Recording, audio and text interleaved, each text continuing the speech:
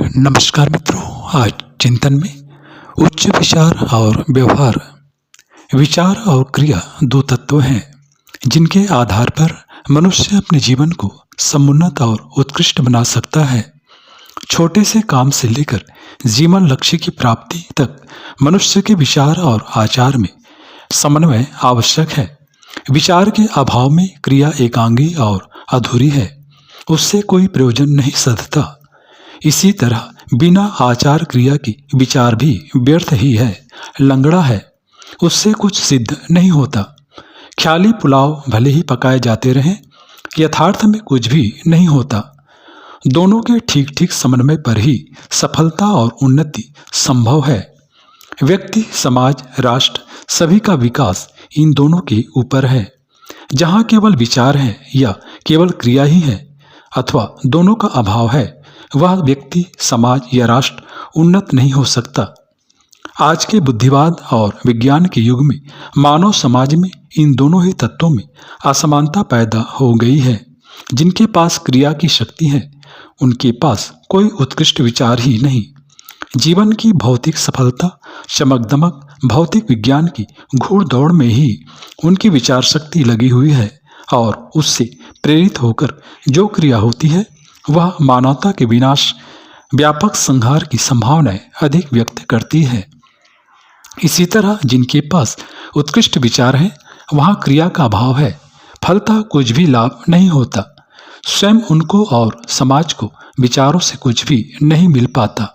फिर भी आज विचारों की कमी नहीं है।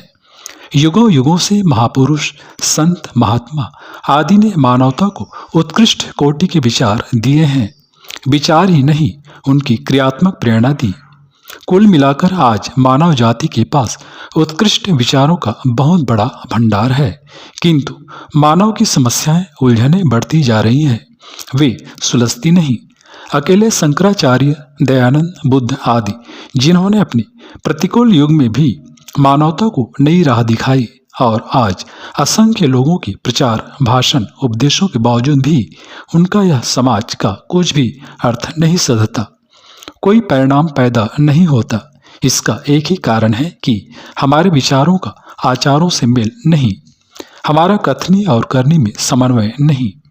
जो विचार जीवन में नहीं उतरता, व्यवहार और क्रिया के क्षेत्र में व्यक्त नहीं होता, उससे कोई प्रयोजन सिद्ध नहीं होने का। वह तो केवल बौद्धिक कसरत मात्र है। किसी भी विषय पर खूब बोलने, खूब सुंदर व्याख्या करने से विद्वता प्रकट हो सकती है, निंदा प्रशंसा हो सकती है, उपस्थित लोग उसकी वाह वाह कह सकते हैं, किंतु वह वक्ता के जीवन में नहीं उतरता है। समाज में उससे कोई परिवर्तन नहीं आता। पाक शास्त्र पर खूब विवेचना और व्याख्यान करने से किसी का पेट नहीं भरा है। भूखे व्यक्ति के सामने सुंदर सुंदर मिठाइयों, सुंदर पदार्थों को वर्णन करने से क्या उसकी वैसी ही तृप्ति हो सकती है जैसी सूखी रोटियों से होती है? प्यासे आदमी को मानसरोवर की कथा सुनाने से क्या उसकी प्यास दूर हो सकेगी? आज चटपटे उत्तेजक विचारों की असंख्य पत्र पत्रिकाएं निकलती हैं, लंबे चौड़े भाषण सुनने को मिलते हैं, फिर भी कोई लाभ नहीं हो रहा है। यदि उन सब में से 10% भी क्रियात्मक रूप में उतरे तो समाज काफी उन्नत हो जाए। जहाँ व्याख्याता, उपदेशक, लेखक कहते हुए कुछ और करते कुछ हैं तथा कुत्सित विचार, विकार, दुष्कृत्यों को रखकर दूसरों को उपदेश देते हैं, शराब पीकर लोगों से शराब छोड़ने की कहते हैं, वहाँ कोई सत्परिणाम निकले इसकी बहुत ही कम संभावना है। समाज के कल्याण की बड़ी बड़ी बातें होती हैं, किंतु अपने जीवन के बारे में कभी कुछ सोचा है हमने? जिन बातों को भाषण, उपदेश, लेखों में हम व्यक्त करते हैं, क्या उन्हें कभी अपने अंतर में देखा है? क्या उन आदर्शों को हम अपने परिवार, पड़ोस, राष्ट्रीय जीवन में व्यवस्थित करते हैं? यदि ऐसा होने लग जाए तो हमारे व्यक्तिगत और सामाजिक जीवन में महान सुधार, व्यापक क्रांति सहज ही हो जाए। हमारे जीवन के आदर्श ही बदल जाएं। घर, समाज, पड़ोस, राष्ट्र का जीवन स्वर्गीय बन जाए। उच्च विचार, अमूल्य साहित्य, तत्वज्ञान की बातों का मानव जीवन में अपना एक स्थान है। इनसे ही चिंतन और विचारधारा को बल मिलता है। बड़े बड़े उपदेश, व्याख्यान, भाषण आदि का समाज पर प्रभाव अवश्य पड़ता है, किंतु वह क्षणिक होता है।